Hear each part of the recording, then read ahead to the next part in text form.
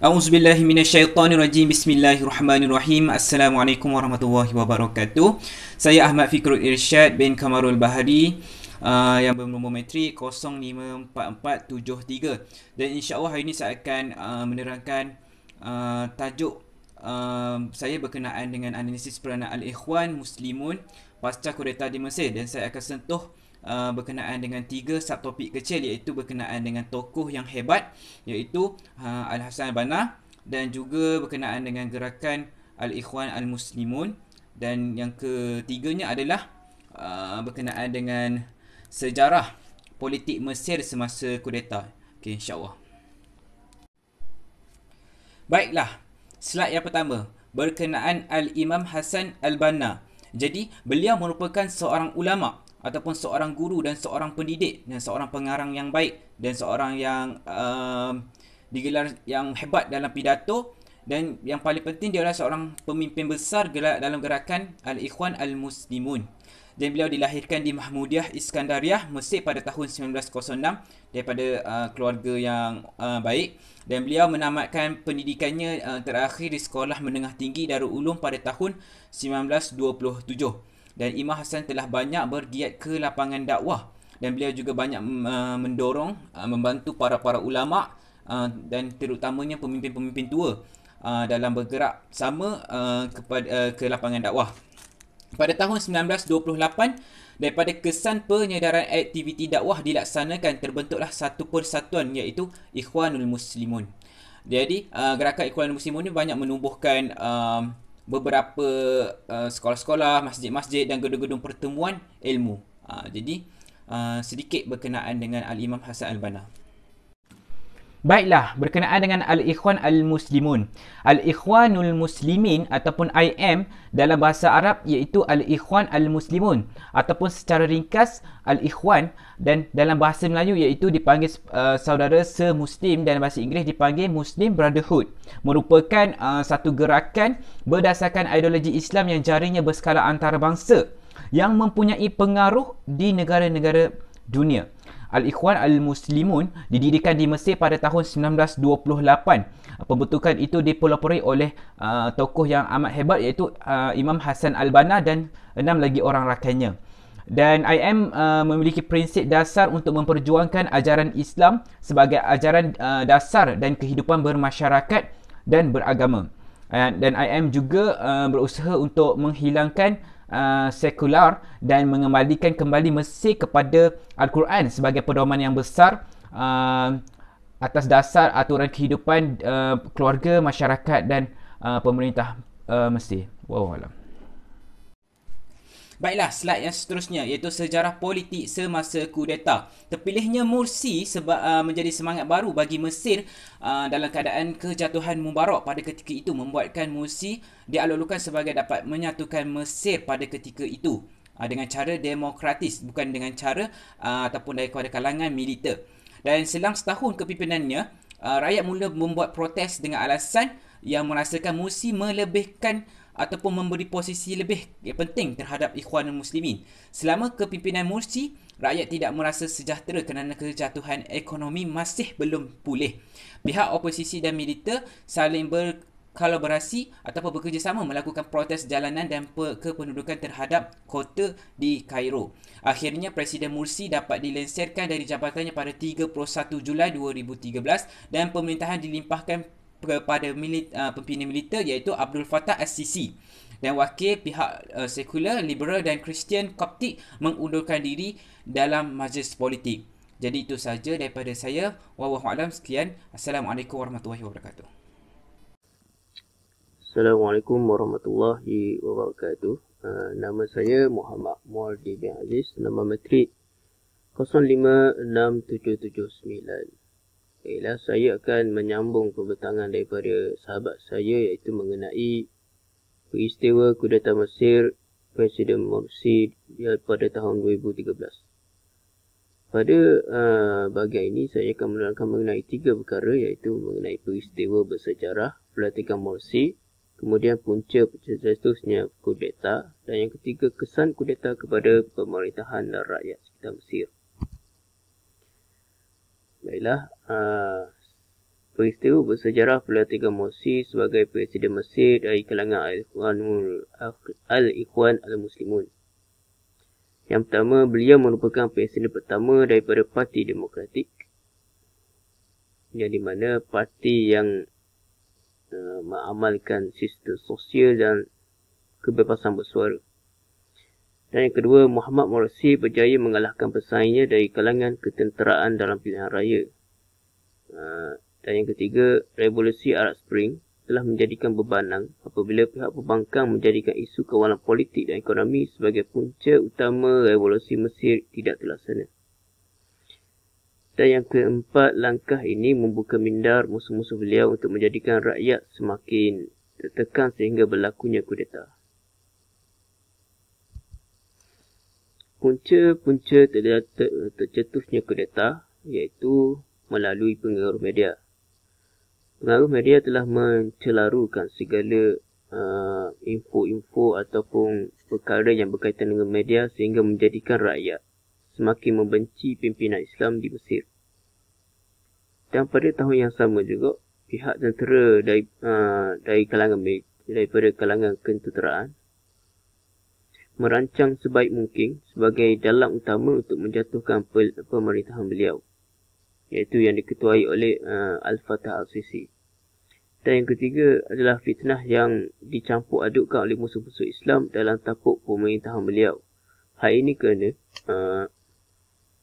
golongan-golongan musuh beliau ini amat takut dengan pemerintahan yang bercorakkan Islam yang diterapkan oleh Hassan Al-Banna dalam pemerintahan tersebut.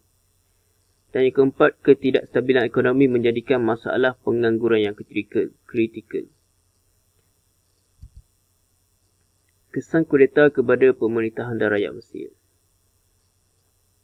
Kesan yang pertama ialah kuasa eksekutif telah dibahagikan antara tentera dan pentadbiran sementara yang dilantik oleh jeneral. Dan yang kedua, golongan agamawan terus ditindas, terutama pengikut Al-Ikhwan Al-Muslimun. Dan yang keempat dan yang ketiga, perlembagaan Mesir telah digubal pada tahun 2014 dan pada tahun 2019 para petinggi ataupun para eksekutif telah bersetuju untuk melanjutkan pemerintahan presiden dari 4 tahun kepada 6 tahun mengikut perlembagaan. Dan yang keempat, kuasa eksekutif dibahagikan antara tentera dan pentadbiran sementara yang dilantik oleh jeneral. Baiklah, itu sahaja daripada saya. Assalamualaikum warahmatullahi wabarakatuh. Nama saya Badrul Amin Muhammad Zamri, Matrik 056-986. Jadi saya menyambut tentang seterusnya mengenai peranan Ikhwan Muslimun pasca kudeta. Pasca ni maksudnya selepas kudeta. Jadi dua perkara saya sentuh. Pertama, pendekatan mereka dalam menjaga kebajikan ahli. Dan yang kedua, peranan ahli gerakan dalam meraih sokongan daripada negara luar. Dan ini rentetan daripada peristiwa berlaku kepada Ikhwan selepas kudeta. Pada Julai 2013, perintah tangkapan suruh ahli pendukung gerakan masuk pemimpin. Ogos 2013, menunjuk perasaan Ikhwan dibubarkan keras-kerasan di Nahda Raba'ah. Dan 30 orang meninggal dan 4,000 orang lain tercedera. Di 5 Disember 13, Ikhwan diharamkan dan dilabel sebagai organisasi pengganas oleh kerajaan pimpinan Fatah Sisi. Aset-aset mereka disita. Pemimpin Ikhwan termasuk Morsi sendiri dijatuhi hukuman penjara dan hukuman mati pada Mei 2015 ataupun November 2016. Ini tentang peristiwa batu. Jadi kesan daripada tu, gerakan Ikhwan ada yang ditangkap, betul. Tapi masih ada yang belum ditangkap, masih bersembunyi. Jadi mereka tak duduk diam, mereka bergerak secara diam. Dan usaha mereka dalam menjaga kebajikan ahli-ahli gerakan yang ditangkap. Ahli keluarga Ikhwan yang ditangkap. Mereka jaga kebajikan ahli keluarga mereka, ahli keluarga Ikhwan yang ditangkap. Dan mereka ni berselindung di balik-balik badan-badan persatuan yang bukan atas nama Ikhwan. Mereka dilantik jadi pemimpin secara tak rasmi. Maksudnya secara diam mereka dilantik sebagai pemimpin. Dia tak nak bagi ada orang tahu. Kerana persatuan-persatuan mereka ni bukan bawah Persatuan Ikhwan tu. Bawa atas nama Ikhwan tu. Dan organisasi tersebut bukan daripada gerakan Ikhwan, maksudnya aktivis profil rendah, maksudnya daripada ahli Ikhwan tapi yang low profile, orang tak kenal. Yang orang tak kenal, rupanya dia Ikhwan. Tidak. Jadi usaha mereka bergerak dalam badan-badan persatuan yang secara diam ni. Usaha mereka bantu keluarga-keluarga Ikhwan, bantuan amal tanpa rangka undang-undang. Mereka tak nak disebut mereka ni bergerak atas bawah Ikhwan, bukan. Mereka tak nak. Mereka gerak secara diam. Bolehkan mereka berhubung dengan banyak-banyak tokoh tempatan secara diam dan badan-badan persatuan yang aktif dalam sektor kebajikan. Mereka wujudkan persatuan ziarah, kerja-kerja semata-mata untuk cari, untuk kenal pasti keluarga-keluarga Ikhwan yang memerlukan. Antara bantuan mereka beri konsultasi perubatan percuma, bagian akhir makanan, sediakan pakaian, perlengkapan sekolah, beri zakat dan sebagainya. Jadi inilah salah satu persatuan kebajikan yang ada waktu tersebut. Itu dinamakan Al-Jamiah Asy-Syar'iyyah yang aktif seluruh Mesir. Lima Tuan Raja Faisal lebih semua. Ditubuh sendiri oleh Syekh Mahmud Al-Subki dalam usaha untuk menaja anak-anak yatim. Ini antara usaha mereka, Hafiz Al-Quran, penubuhan pusat perubatan yang tujuan untuk rawat sakit yang tidak mampu daripada ahli orang Islam ataupun bukan Islam.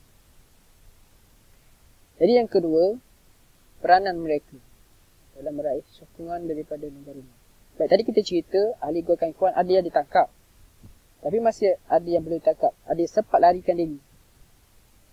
Dan mereka yang sempat lari ni, mereka lari ke negara-negara luar seperti Qatar, Turki dan sebagainya, di mana negara-negara tersebut yang sokong Ikhwan, sokong Morsi. Mereka sediakan, negara-negara itu sediakan tempat Ikhwan berselindung. Mereka bantu, support Ikhwan. Mereka, maknanya Ikhwan yang di luar ni, mereka bentuk badan-badan baru daripada luar. Di Turki, di Qatar dan sebagainya. Saya cerita sikit mengenai Presiden Turki ni, beliau ni sangat kecam sungguh-sungguh kudeta. Dan beliau ni memang kecam sungguh-sungguh lah. Mana beliau ni sokong Ikhwan, mana sokong Morsi yang dituduh, dan beliau dituduh mencampuri urusan daripada negara Mesir. Ya, betul. Dan dia menuduh negara-negara Ikhwan ataupun negara Barat tak cegah, tak lawan kudeta ketenteraan di Mesir. Dan Presiden Turki berupaya menyediakan tempat untuk gerakan Ikhwan. Mereka bangun, sediakan tempat untuk Ikhwan bangun semula selepas daripada Morsi digulingkan. Dan beliau juga ada hubungan yang rapat dengan Morsi, tapi selepas daripada Morsi jatuh, dia hubungan tak berapa rapat. Jadi parti beliau juga menjalin hubungan dengan Ikhwan, dan beliau bercita-cita juga untuk besarkan pengaruh di Mesir. Jadi kesan daripada tu, pendukung-pendukung Ikhwan ataupun negara-negara yang sokong Ikhwan ni, sokong Morsi ni, ada wujud negara-negara yang putuskan hubungan dengan mereka. Mesir, Arab Saudi, UAE, Bahrain putuskan hubungan dengan Qatar dan Turki. Sebab apa? Sebab mereka ni sokong Ikhwan. Mereka ni beri perlindungan pada Ikhwan. Dan hubungan diplomatik mereka buruk, sehingga menyebabkan mereka tarik semula ke duta-duta besar mereka. Jadi tuduh sediakan dana bantu Ikhwan yang dilabel sebagai pertubuhan pengganas, dan menutup sepadan-sepadan untuk putuskan hubungan Ikhwan daripada jalan laut, jalan darat sebagainya. Jadi secara rumusan untuk tajuk kumpulan kami, sejak dimula lagi penubuhan gerakan Ikhwan Muslimun yang ditubuh oleh Syahid Imam Hassan Banna ni, yang matlamat dia hanya satu, iaitu untuk lihat Islam tegak di bumi Mesir. Dan matlamat yang sama juga yang diimpi oleh pemimpin-pemimpin mereka. Apabila Morsi dia dipilih menjadi presiden waktu itu, dan dia menang pilihan raya dan dipilih jadi presiden secara demokratik secara pertama kali. Jadi apabila ada yang hak, akan muncul yang batil. Maka ada saja musuh-musuh Islam yang akan cemburu lihat kegemilangan Islam, dan mereka tidak akan reda sama sekali lagi Islam ni tak akan jatuh dan dipermainkan oleh mereka. Itu campur tangan golongan liberal, Kristian, anti kerajaan.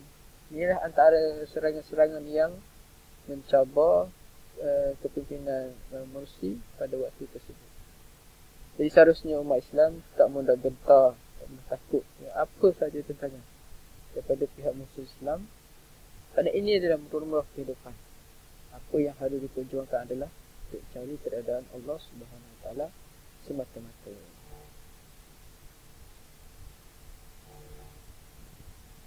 Jadi ini rujukan untuk kami, beberapa rujukan untuk jadi wallahu alam, apa yang ada kepada Allah dan yang berkaitan sendiri. Assalamualaikum warahmatullahi wabarakatuh.